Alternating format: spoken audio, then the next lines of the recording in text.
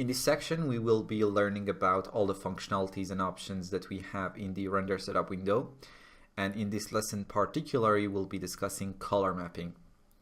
In the render setup window and under V-Ray tab, you can find the color mapping rollout. And probably we should have discussed color mapping in the global illumination or image sampling section of the course, but I've decided to unify all of the render setup settings in one section.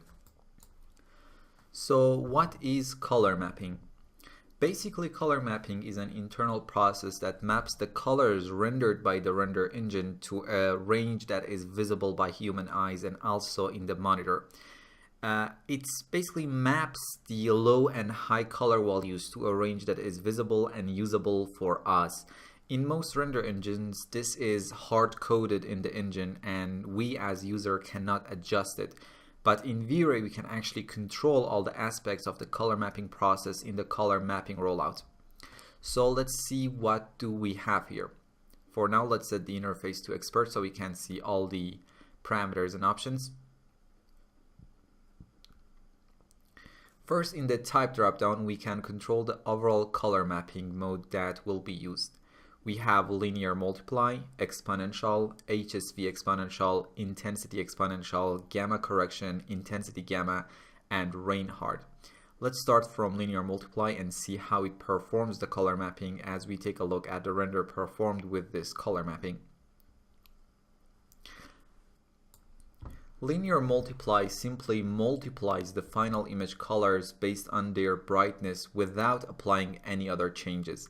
And as you can see from the render, this color mapping clamps bright colors to white and causes the bright parts of the image to look burnt out or overexposed. So in this mode, each pixel is gonna be multiplied by its brightness, and that's why we get a very vivid and bright image. However, because of this linear nature, we get overexposed and extremely bright and burnt out areas in the render.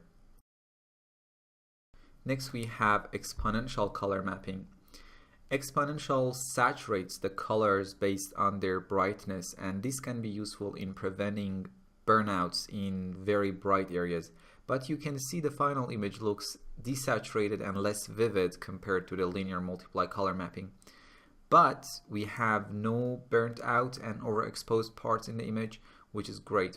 Exponential color mapping is especially useful in interior visualizations.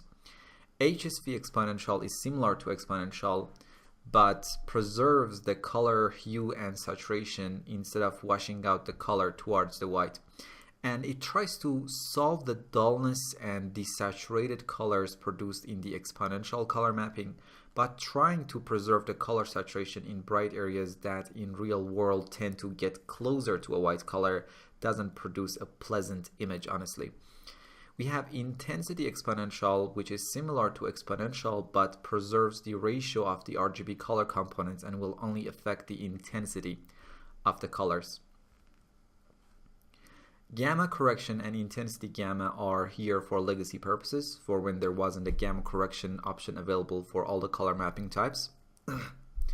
And we have Reinhardt color mapping, which is the default option and the most powerful color mapping type.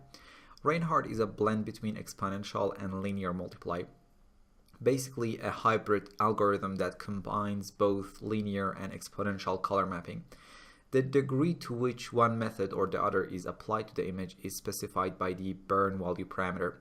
So if the burn value is set to 1, linear multiply will be used, and if set to 0, exponential will be used. And any in-between values will combine the two, obviously. Now let's take a look at a few renders with the Reinhardt color mapping and different burn values. In the first render, burn value was set to 0, so we are basically using exponential color mapping. In the next render, burn value was set to 0.15, then 0.25. Now we are using a combination of exponential and linear multiply color mapping. But because burn value is closer to 0, exponential color mapping is still the dominant one. In the next render, burn value was set to 0.5. Now both exponential and linear color mapping contributing half and half. And finally, burn value was set to 1, which is the same as linear multiply color mapping. For now, let's set the burn value to 0.15. Another parameter available in the Reinhardt type is multiplier, and this is a general multiplier for the color before they are corrected, and basically an overall brightness control for the entire image.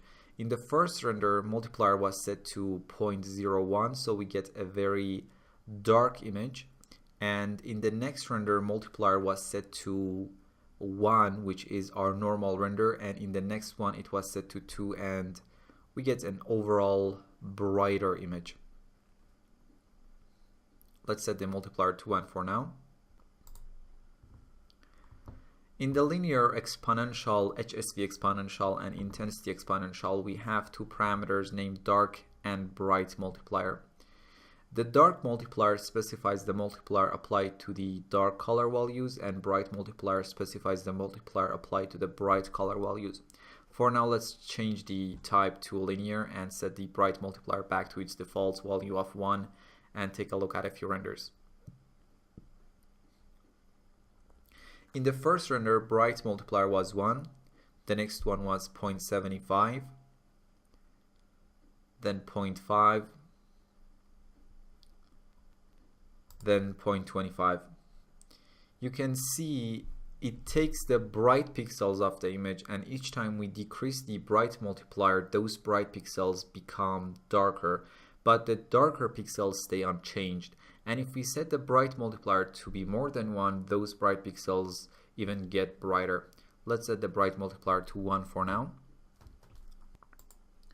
As I said, dark multiplier specifies the multiplier applied to dark color values.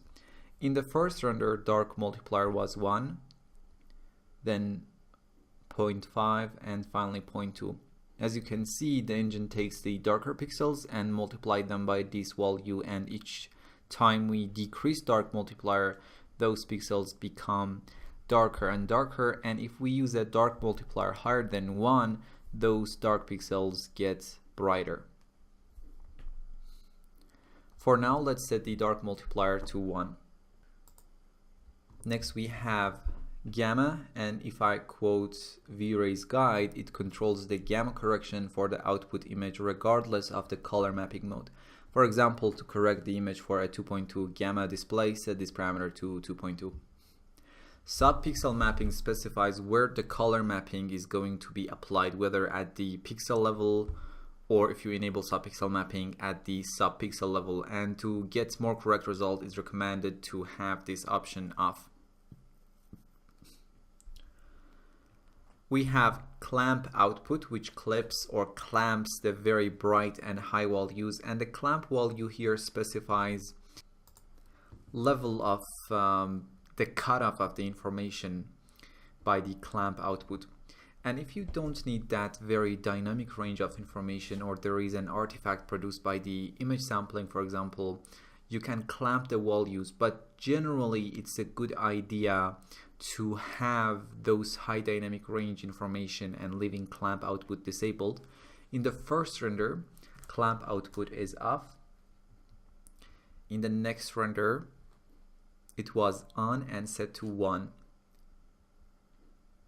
And even though the image looks the same as our previous render, which was a clamp output off in it, if I right click on this very bright spot, you can see the float values are not exceeding 1 in the brightest parts of the image. But in the previous image with clamp output off, we get very high values like 4, 6, even 11.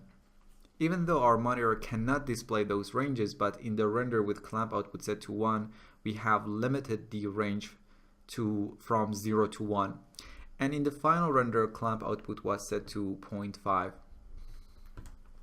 Now let's set the clamp output to 1 and turn it off completely. Also, let's set the color mapping to Reinhardt and burn value to 0.15. We have effect background, so whether the color mapping affects background colors or not. In this case, the background is the V-Ray sky in the environment slot. We have mode options, and let me quote V-Ray's guide for this and go through the renders for each mode. as I explained them. Here mode basically specifies if color mapping and gamma are burned into the final image. This option replaces the don't affect colors adaptation only parameters from previous V-Ray versions.